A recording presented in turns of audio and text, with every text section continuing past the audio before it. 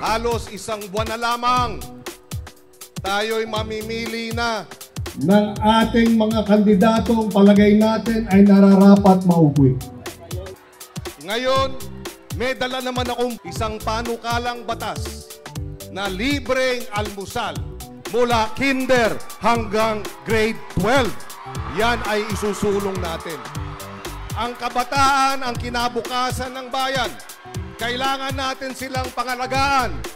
Sa ating libreng almusal mula kinder hanggang grade 12, kukunin ang hanggang kalahati ng school feeding budget para bumili sa ating mga magsasaka at mangingisda na direkta.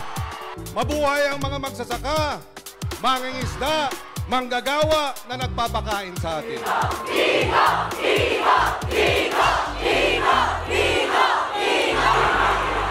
Mabuhay ang Bulacan! Mabuhay ang sambayan ng Pilipinas!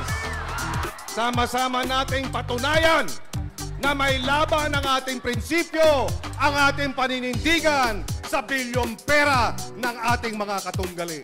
Magandang gabi sa kanilang lahat. Mga puso natin, isa ang beat. Sa damdamin may pumipintig. Mababang presyo, sana'y makamit. Kay Kiko, ito'y mahihit. Hello, pagkain sa mababang presyo. Pangakong di mapapako. Matagal ng tinabaho sa Senado. Kaya dapat Kiko, pangilinan sa puso mo.